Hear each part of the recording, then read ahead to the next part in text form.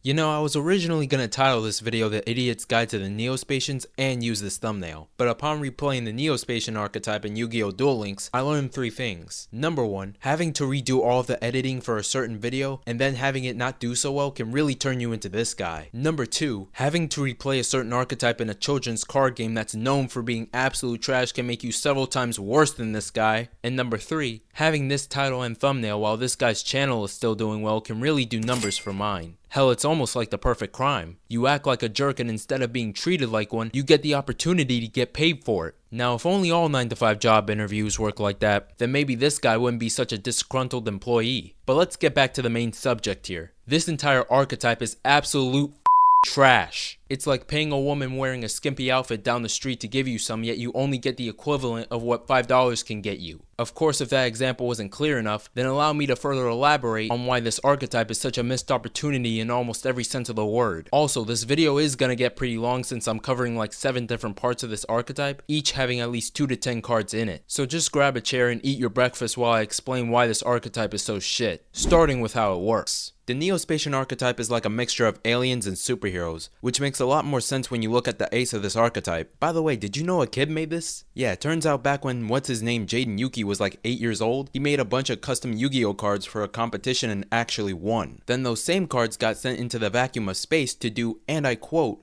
teach aliens how to duel. Yeah, the 2000s were a weird time for Yu-Gi-Oh! Even weirder is that another card that Jaden had back when he was a ruthless king was also sent to space, and unironically got the shit end of the stick compared to the knockoff Guardians of the Galaxy. Now, normally I wouldn't explain this card, but I kinda have to since it's actually a part of the archetype, only on the technicality of 2 cards. Also, this same rule might apply to other cards. Oh, and before I continue, just keep in mind the fact that I'll only be covering the cards that pop up in the Duel Links database. Mostly to save the time of both myself and you since this archetype is now big enough to have a video length longer than this. And because of the fact that one game is objectively better than the other in terms of gaining new Yu-Gi-Oh players.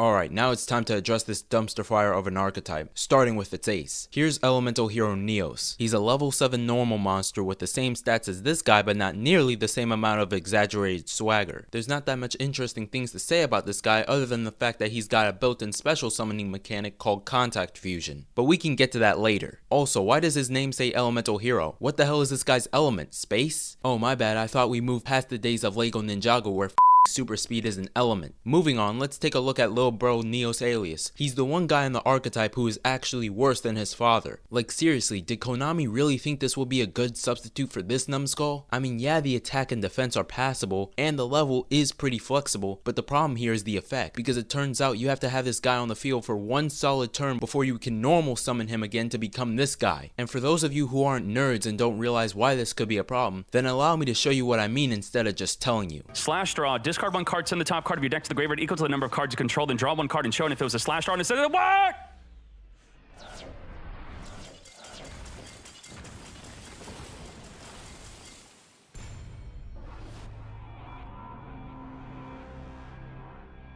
Of course, there's always the off chance that this card ends up being the winning card of your deck, but if that ever happens, then I might just have to take lottery numbers from you. Up next is Neo-Space Pathfinder, a resourceful card that still ends up falling short on the totem pole, but I will say the effect is far better, allowing you to discard it to the graveyard to retrieve a Neo-Space field spell that you probably lost to the Shadow Realm. Now this effect is pretty good for a number of reasons, with one of them being actual consistency with the archetype, without having a shitty cost to it, but I think I need to justify why this card is still mid at best. And that's because of the fact that this card can still be a brick when you really don't want it to be. Also, its effect is limited at worst and situational at best, because in the countless times I've used a Neo-Spacian deck, Neo-Space doesn't really get destroyed that often, and when it does I'm either already winning or losing, so it doesn't even matter. Also, half of the time it's me destroying it with this guy. And now that I think about it, that might actually be worse than Alias, because while Pathfinder has a reason to be in the deck, her existence is almost entirely non-consequential to the overall duel. In short, she's a penny, something that can help you make $1, but is not the first thing you think of or want to make it. Saving the best for last, we have Neo-Space Connector, the one card out of these 4 that unironically has the best effect, because what it lacks in power, it makes up for in its effect. An effect that's widely regarded as one of the best in the entire archetype, because, and check this out,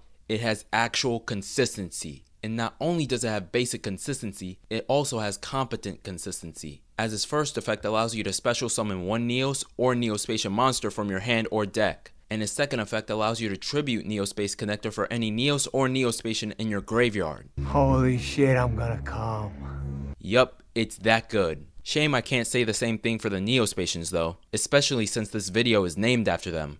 Aqua Dolphin is one of the first Neo-Spacians to be introduced and shares like 2 contact fusions with yours truly. He also features on several cards, so good for him. He boasts strong enough attack to hurt the nearest insect, but is too weak to take on a goddamn knight. His effect is the most interesting thing about him. I mean, it's the only reason this card got to smell the amount of foul odor in a Yu-Gi-Oh tournament. Ranting aside, his effect allows you to discard one card you have and then look into your opponent's hand. You can then select a monster card weaker than the monsters you currently control, and if you get this effect off, then you secured 500 points of effect damage. And if you don't get it off, then you wasted a card for absolutely nothing. As Captain Obvious will tell you, spell and trap cards don't cut it. Oh, and he'll also tell you that if you do use this effect and the opponent's card is better than yours, you'll be the one receiving the shit end of the effect. Of course, the damage isn't the only reason you'd want to use this effect, as awareness can always help. Just keep in mind the fact that this effect can screw you over, which is more than enough to say about the rest of the Neo-Spacians. Next up, we got Neo-Spacian Air Hummingbird, who also shares a contact fusion called Air. His stats are slightly more impressive than Aqua Dolphin, but his effect will surely make stall players blush.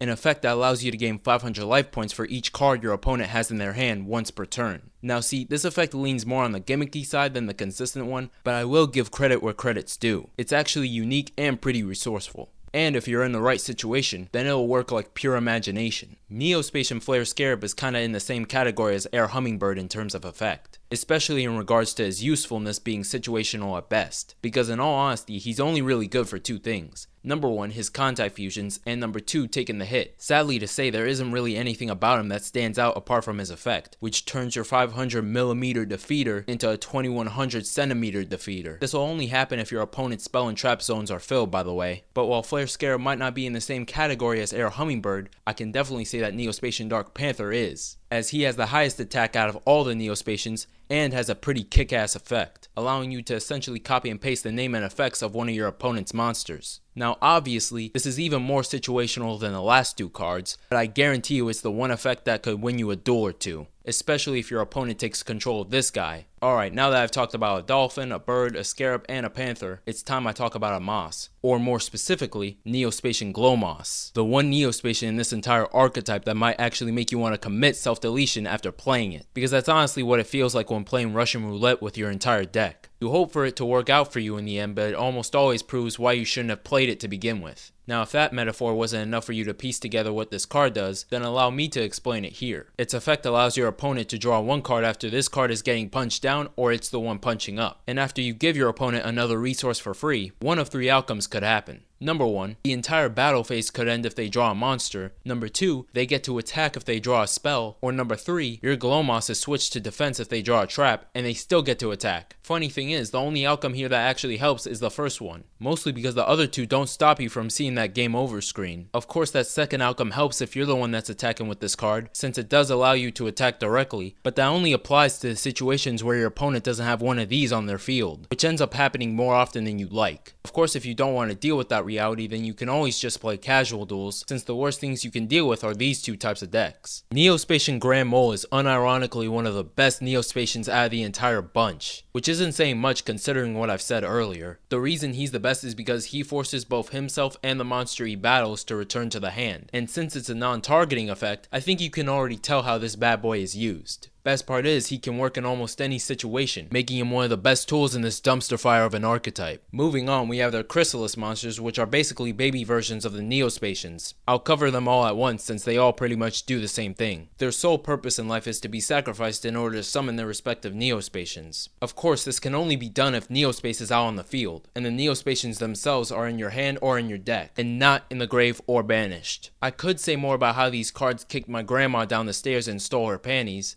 but I think I'll just let you watch how much they helped me in this duel and leave it at that.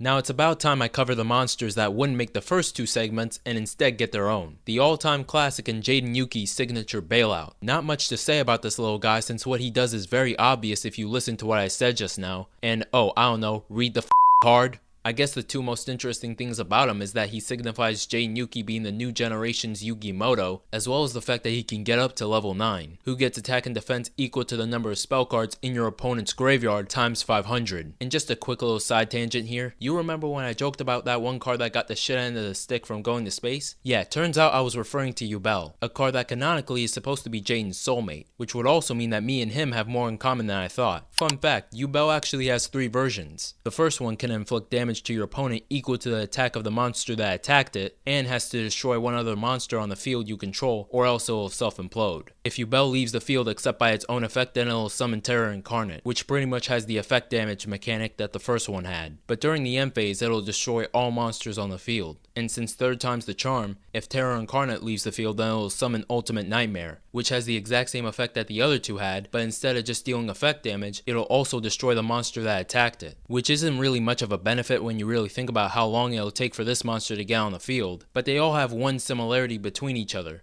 That's right, they can't be destroyed by battle. Bet you were expecting something better, right? Yeah, me too. Up next is Neo-Spacian, a monster that was hailed as a fusion monster in his first anime appearance, yet ended up being an effect monster for some reason. As his appearance suggests, he's a fusion between Neos and Yubel. Now, apart from the obvious symbolism of Jaden's ace monster and his dual spirit fusing to make Neo-Spacian, you can only summon this card by sending the 2 cards listed in it to the graveyard, and I can already think of 2 ways you can do that, and its attack and defense are something that will make the Black Magician of Chaos blush. But his bark is even better than his bite because his effect renders him useless to card effects, so good luck using these against him. And at the end of the damage step, if Neo-Spacian battled an opponent's monster, you can inflict damage to your opponent equal to the monster's attack. Oh, and also you gain life points equal to that same monster's defense. Pretty decent effect, not gonna lie. Hell, it's almost good enough to make me less pissed off about the fact that this is still not a goddamn fusion monster. But I'll digress from that point on, since now we have to talk about Crossporter, one of the few monsters to actually be incompetently consistent in the archetype, as his effect allows him to tribute either himself or one other monster you control to the graveyard to special summon 1 Neo-Spacian from your hand. This has a side effect, however, allowing you to add 1 Neo-Spacian from your deck to your hand. Of course, if you have a copy of Monster Reborn, you get to use this effect twice. Well, viewer, the reason for that is, I don't even remember. I think I just said that to play into my asshole persona without even fully meaning it. Maybe I'm becoming too much of a cynical asshole. Perhaps if someone just bought me flowers, then I could warm up my heart of ice. Good thing I don't have to since I have Dandelion, a banned level 3 monster by the way. Now you may be wondering why he'd be banned with stats like these when they're only 1 higher than the last guy, and to know the answer to that, allow me to read his effect. If this card is sent to the graveyard, special summon 2 fluff tokens in defense position. These tokens cannot be tributed for a tribute summon during the turn they are special summoned. For all the people in the back of the class that didn't listen, this card can essentially be used to bring out any level 7 or higher monster with more ease than this card. And let's not forget about his twin brother Dandy White Lion, who can summon 3 of his mini-me's at the cost of not being able to special summon the turn he did it. Now I don't think I need to explain just how broken this card and its twin would be in a lot of decks, so I'm just gonna keep my foot away from the fire and instead move on to the next group of cards we'll be covering. Neo-Space is a must-have for a decent deck in this archetype. It's nothing special for a field spell, only giving Neos-named monsters 500 attack and stopping the contact fusions from bailing on you. And its counterpart spell, Instant Neo-Space, is only better because when the fusion monster leaves the field, you get a Neo special summon for free, either from your hand, deck, or graveyard. Oh, and also the monster doesn't get an attack boost from this card. Wrath of Neos doesn't need to give Neos an attack boost, however, mostly because it shuffles a Neos you control back into the deck to destroy every single card on the field. Pretty useful effect, but also situational since it requires you to already have Neos on the field, just like Reverse of Neos, although it only applies to a Neos fusion monster you control, and destroys the Neos it summons from your deck during the end phase. But look on the bright side, at least the special summon Neos gains 1000 attack, but there's almost no bright side to having Neos Force, because all it does is give Neos an 800 attack boost and inflict damage to your opponent equal to the original attack of the monster you destroy it with. Read the fine print. Moving on, we have Neos Fusion, one of the best cards in this entire archetype, and is second place to Neo-Space Connector for being one of the best cards, period. And that's because the effect of Neos Fusion allows you to special summon 1 fusion monster from your extra deck that lists Neos as fusion material. Of course, this also applies to the contact fusions, but the only drawback is that you can't special summon for the rest of this turn, so you can get the image of playing both cards in one turn out of your head. Oh yeah, it can also prevent your Neos Fusion monster from being destroyed, which definitely helps when you come across players that want to play during your turn. Miracle Contact is also one of the main goats. as it allows you to special summon a contact fusion or regular Neos fusion from your extra deck using monsters either in the grave, on the field, or in your hand as material. And the best part is, this card can be used to special summon either a dual contact fusion or a triple contact fusion, giving you the best segue to a boss battle. Speaking of segues, let's talk about Contact Out for a quick 40 seconds. A card with an effect that really should have been base kit for all the contact fusions, mostly because the effect allows you to return the contact fusion to the extra deck in order to summon its materials back to the field, basically giving you a good reason to actually summon them over these four. As for Convert Contact, yes, this archetype loves that word a lot, it allows you to discard one Neo-Spacian in your hand and another in your deck to draw 2 cards. This is undoubtedly one of the better spell cards in the archetype, providing consistency while also letting you test your luck on how much you can get rid of cards in your deck and still brick. Now allow me to show you a graph of having it all just to barely scraping by, because that's exactly what Common Soul is. It lets you special summon one Neo-Spacian on the same field as a face-up monster you select. That selected monster gains attack equal to the special summon Neo-Spacian, and when Common Soul is destroyed, you're gonna have to return that Neo-Spacian to the hand. And now that I'm done explaining this card, let me further go into why it's bad. Wait, what?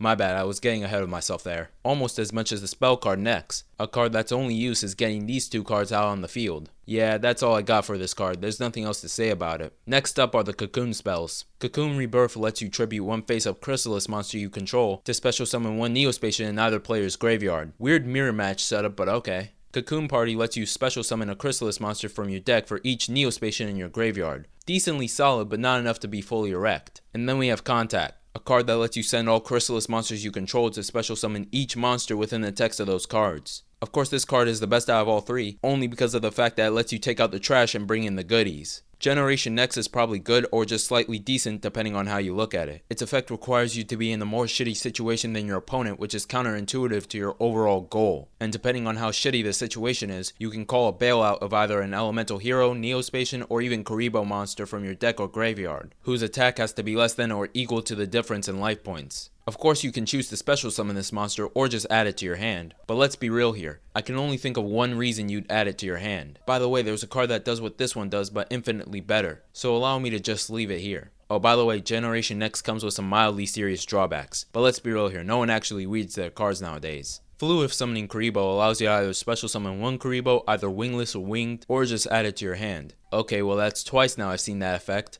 Also, I forgot to mention this earlier, but both of these spells are quick play spells, so you can essentially play them just like traps. Another quick play spell, and also our last spell on the list, is Double Hero Attack. I'm only mentioning this spell because Magma Neos is in it, and it mentions Neos in its text, so I might as well. It lets you target one hero fusion monster in your graveyard and special summon it, but only if you control a fusion monster that listed Neos as a fusion material. Pretty sure this card is almost entirely useless in about 90% of situations, but hey, the more you know. Moving on, we have the traps in this archetype. Next, which is also 3rd place for being the best card in this archetype, is a trap that allows you to special summon any number of Neo-Spacian or Neos monsters from your hand or graveyard in face-up defense position. The only drawback to this is that their effects are negated, and you can only special summon one Neos, which isn't even that bad when you can use this trap from your hand if you control no cards. Consistent effect contributes to the overall archetype and provides a solid bailout when you need it. I can't say the same thing for Cocoon Veil though, since you can only activate it by tributing one face-up Chrysalis monster you control to make any effect damage done to a player turn to 0. And then you can special summon one Neo-Spacian monster written in the text of the Chrysalis monster you tributed from either your hand, deck, or graveyard. Now, instead of repeating myself when I insulted the Chrysalis monsters earlier, allow me to have someone else say it for me. Alright, next is Crystallis Veil. And this card is it's terrible too. All these Crystallis cards suck. Next up, we have the fusion monsters. And just for future reference, every single contact fusion in this entire archetype has the same last effect, making you return it to the extra deck if Neo-Space isn't on the field and instant Neo-Space isn't equipped to it. And now that we've covered that, let's start with the first contact fusion, Aqua Neos. He requires both Neos and Aqua Dolphin to be on the field in order to contact fuse. And his effect allows you to discard one card from your hand, then destroy one random card in your opponent's hand. A bit of a downgrading, guaranteed liability if you're facing a Blue Eyes player, but other than that, it's pretty decent. Air Neos is up next, and Flare Neos is up next, and he requires both Flare Scarab and Neos. Yes, I'm gonna keep repeating that line. He gains 400 attack for each spell and trap on the field, and oh no wait, that's actually it. He's just a glorified wife beater. I guess that's why he's also my favorite out of all the contact fusions. Dark Neos is the next contact fusion and requires both Dark Panther and Neos. He is very much underrated for the fact that his first effect negates his second one. You know, the drawback of him potentially leaving you wide open if you don't have these two cards on your field. Well, you don't have to worry about that so long as you use his effect on himself. Although that kinda screws you over since you can't use it on something else that you might need to. But honestly, who cares? With the monsters I'm covering soon, why would he even be your first option? Glow Neos requires both Glow Moss and Neos to be on the field in order to contact fuse. He's actually good because he can destroy a spell your opponent controls and then attack him directly because of it, which can lead to a lot of first turn kills if your opponent bricks. Of course he can destroy a monster too, but then he won't be able to attack that turn, making it almost a double-edged sword. Or would a stalemate count as a metaphor for this? I don't know because I was too busy destroying the amount of continuous traps my opponent used against me, which ended up switching my Neos Glow Moss to defense position. Metaphors aside, Grand Neos is the last contact fusion that requires two monsters, both monsters being Grand Mole and Neos. His effect is still the best one, allowing you to return one monster your opponent controls back to their hand. Simple yet good enough to be the first option you think of when you get this card in your hand. Storm Neos is the first triple contact fusion and probably the best one yet, since you can actually benefit from him leaving the field. Storm Neos requires Aqua Dolphin, Air Hummingbird, and Neos in order to contact fuse, and his effect allows you to destroy all spells and traps on the field, and when he returns to the extra deck due to his last effect, both players must return all cards on the field to their owner's decks, basically letting you nuke an entire city and have no responsibility for it. Of course this effect could backfire like everything else in this archetype, but let's just appreciate how much of a bailout this is. Magma Neos is the next contact fusion and undoubtedly the most powerful. He requires Neos, Grand Mole, and Flare Scarab, and his effect lets him gain 400 attack for each card on the field. And to put that into perspective, allow me to show you how much that is when both players have maxed out their field capacity.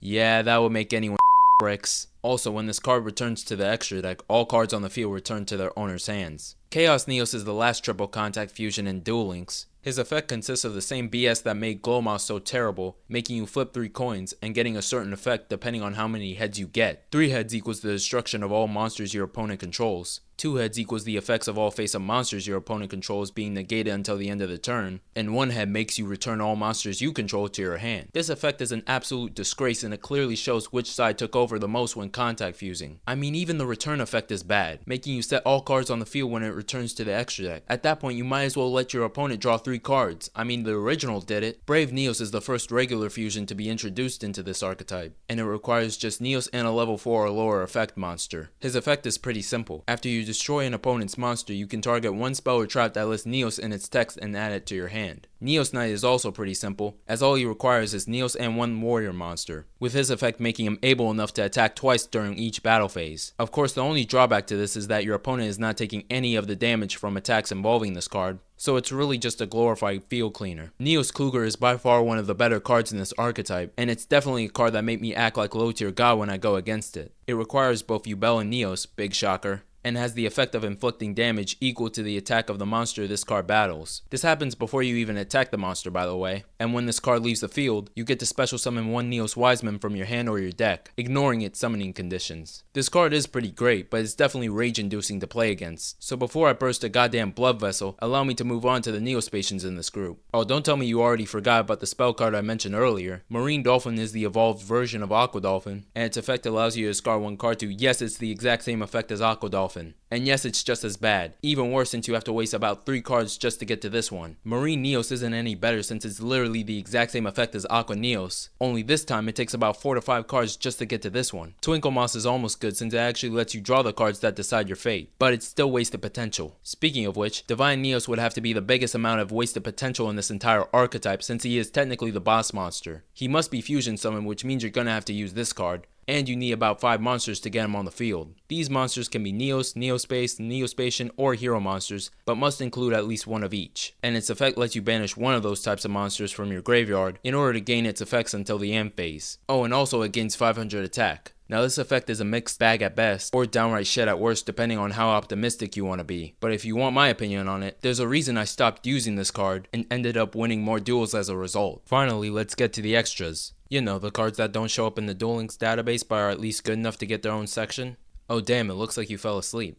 Well, allow me to do the honors. Wake up! Elemental Hero Spirit of Neos is by far one of the better additions to the archetype. It's also unfortunate that this hasn't been added to Duel Links. The reason for this is because its effect allows you to special summon it from your hand in defense position, with the added bonus of not being destroyed by battle. Its second effect allows you to add one spell or trap card that lists elemental hero in its text. And even on top of that, its third effect lets you shuffle this card into the deck so that you can special summon one elemental hero normal monster from your deck. Again, it's very unfortunate that this card wasn't added, but to be honest, it's probably for the best. I mean, if this is enough to make me shout slurs on my phone, then I can only imagine what this could do. Honest Neos is up next, and he's a mixture of both Honest and Neos. His effect allows you to discard him to target one hero card you control to have it gain 2500 attack until the end phase. Or if that didn't suit your needs, his second effect lets you discard one hero monster from your hand that discarded monster's attack until the end phase. Decent, but not as good as the one that was mentioned first. Cross Keeper is a lost sibling to Cross Porter. His effect allows you to either discard or tribute him to the graveyard and special summon one Neo-Spacian or elemental hero monster from your hand or graveyard in return. Just know that if it's coming from the graveyard, then its effects are going to be negated. Also, if you special summon an elemental hero fusion monster while this card is in your graveyard, then you can banish it to draw 2 cards. Pretty solid effect, and I'm not sure why they haven't added it to Duel Links yet. Maybe someone pissed in their cereal, who knows. Next up we have the spells, starting with Contact Gate. It banishes 2 Neo-Spacian monsters from your graveyard so you can special summon 2 other Neo-Spacian monsters from your hand, deck, or graveyard. The only drawback is that now you can't special summon any monsters other than fusions. But who cares about that when you can special summon one of your banished Neo-Spacians after a Contact Fusion returns to the extra deck? Huh,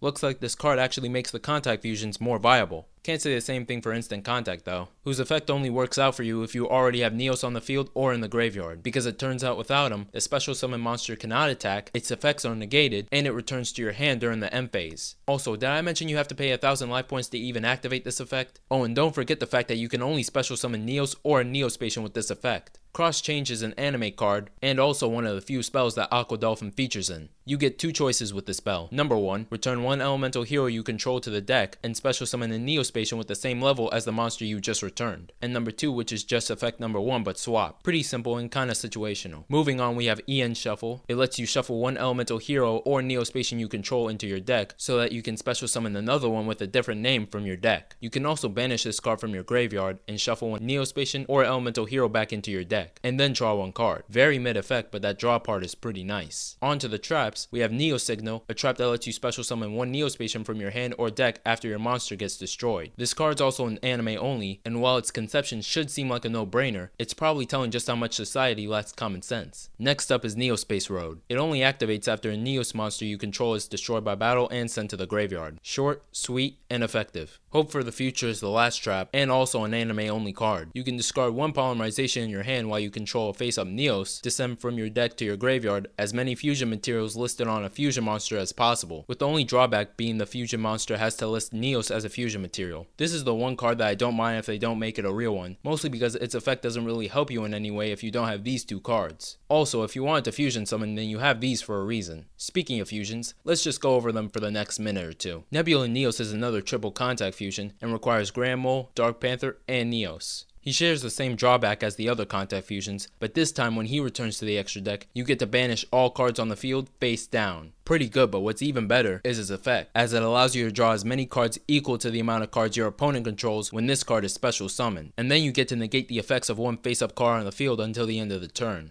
Holy shit, I'm gonna come.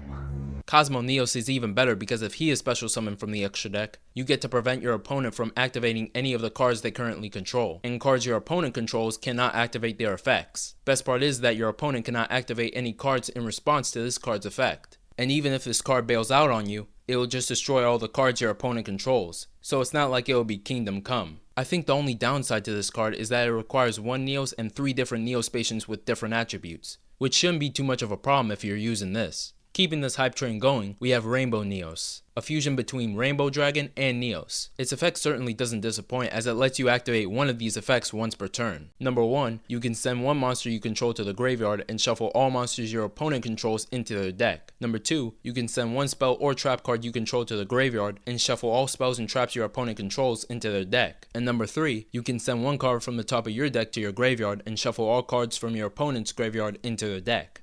It was perfect. Perfect. Everything, down to the last minute details. Next up on the hype train is Shining Neos. This card requires 1 Neos and 1 Wingman monster, which can either be Shining Wingman or Flame Wingman depending on your preference. When it's special summon, you can destroy cards your opponent controls up to the number of different attributes on the field. Once per turn, you can make it gain 300 attack for each monster in your graveyard, and it can't be destroyed by card effects. Its last effect lets you inflict damage equal to the original attack of a monster that this card destroys. Yeah, I think that's the last of the cards in this archetype that I need to cover. Nebula Neos and Cosmo Neos definitely need to be added into Duel Links so I can stop buying new phones. Surprisingly enough, I only want a small amount of the cards in the extra section to be added into the actual game. Oh, by the way, this guy has a shitty sibling. Alright, now that I've explained this archetype with a slight hint of sarcasm, I think it'll be best if I explain why these cards are bad and then go over some improvements I can think of as a player, because the fan is almost always better at making the creation than the creator themselves. Mindless ranting aside, I think one of the best improvements you can give this archetype is just basic consistency. Starting with Neos. His problem is that he's a level 7 normal monster with no real way of getting him on the field fast enough without these cards. So the best way to combat this inefficiency would be giving Neos his own effect, preferably something like this. Something that will get him on the field faster while also giving an incentive to contact fuse. Hell, you don't even have to do that. Just the first part will be more than enough. Please, Konami, I know you can change the effects of monsters after they've already come out, so just do us Neo-Spacian players a solid and make a change for once. Make Neo-Spacians great again, Konami. Other than that, that's pretty much it for Neos. As for Subordinates, Alias, and Pathfinder, make it so that Neos Alias's name automatically becomes Elemental Hero Neos while on the field or in the graveyard, and so that Pathfinder can retrieve Neo-Space even when it gets banished, because that actually happens more often than you think. Neo-Space Connector doesn't need to be fixed. As for the Neo-Spacians, I'll make an exception for changing their effects since I actually like how gimmicky they can be, but not Glomos. Give Glomos a similar effect to this one, and add a few more Neo-Spacians that actually have consistent effects with the archetype. Neo-Spacian Scorpio will have an effect that lets him add 1 Neo-Spacian to your hand from your deck, and then tribute himself for 1 Neo-Spacian in your hand. Neo-Spacian Owler could have an effect that allows you to discard 1 card from your hand to special summon this card and 1 Elemental Hero Neos from your deck, while Neo-Spacian Welock will let you add 1 Neo-Spacian from your graveyard to your hand, whilst having the range to attack your opponent directly, just to make the Neo-Spacians actually worth it as monsters, and consistent. As for the Chrysalis monsters, just get rid of them. Their cards suck, and they bring nothing actually valuable to the table. Realistically speaking, this entire archetype would be better off if they didn't exist. Same thing applies to the evolved Neo-Spacians. The monsters in the other category don't really need to change since they're not even a part of the main archetype. Well, except for this one card, and he already has a consistent effect so we can skip him. Plus, Dandelion is never gonna get unbanned, or get added into Duel Links for that matter, so he can just stay in the Shadow Realm. I mean, I guess you could change his effect so that his tokens can only be used to tribute summon Neos, but that's most likely never gonna happen. As for the spell and traps, we can skip Neos Fusion, Miracle Contact next, Convert Contact, Space Gift, Generation next, and Rapha Neos because they're either A, already consistent enough, B, already in the top 10 cards for this archetype, or C,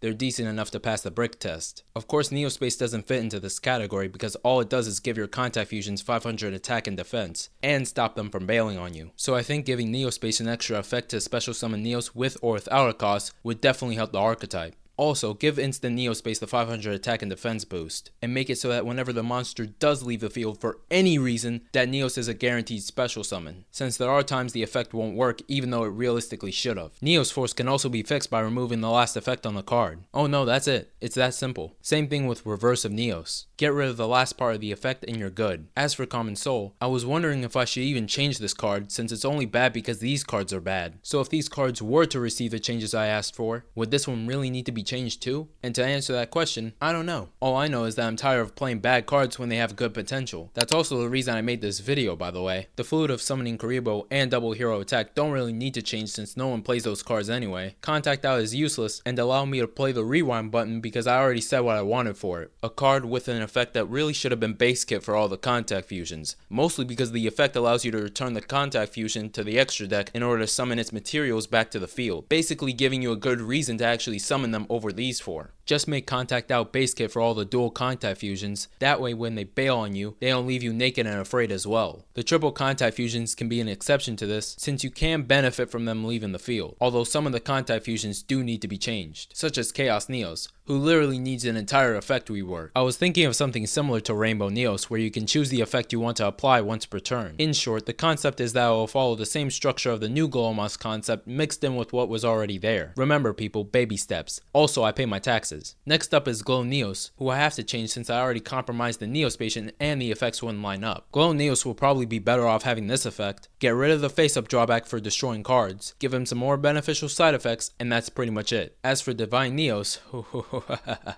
you keep the requirements for his fusion summon, but change his once per turn effect into something more like this. This way he'll actually be more of a boss monster than just another shitty contact fusion. Also, buff his attack and defense to 3000. He's goddamn divine and level 12 for Christ's sake. As for the cards mentioned in the extra section, I think the only cards that should be added to Duel Links are Neo Signal, Neo Space Road, and Spirited Neos. Cross Keeper and Cross Change could be added, but realistically they wouldn't do anything for the entire archetype as a whole. Nebula Neos, Cosmo Neos, Rainbow Neos, and Shiny Neos are all obvious picks for additions, but the problem with that is the fact that the extra deck limit is 8 cards. So adding a skill including all of the contact fusions, or just simply increasing the extra deck limit to 10 or 12 would solve that problem. Of course, just increasing the limit would be the obvious solution, but let's be real here. Some corporations have little to no common sense when it comes to what their people actually want. Although I can't be too critical of Konami since they did create the masterpiece called Rush Dueling. Which, can I just say, the Neo-Spacians would absolutely be godlike in that format. I mean seriously, the Rush Duel format would practically remove any of the weaknesses I just talked about, while still giving them the benefits of being a Rush Duel. Hell, now that I think about it, they probably get banned for being too powerful. But, just like MatPat always says, but hey,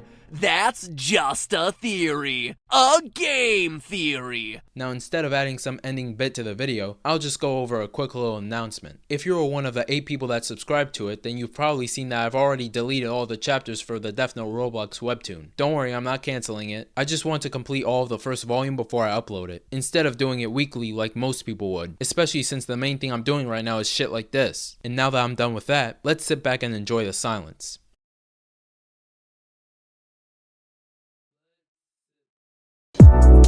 Real quick, if y'all enjoyed this video, please be sure to like and subscribe so that I can flex on the hoes and the haters. Also, follow my socials so that you'll know when I post a new video. And if you really enjoy my content, then consider checking out my Patreon where I give weekly behind the scene updates, as well as an archive for all my videos. Plus, if you subscribe to the hardware tier, then you can also get your name featured on the end credits, as well as early access to the first 2 minutes of all my videos. That deal included this one, by the way.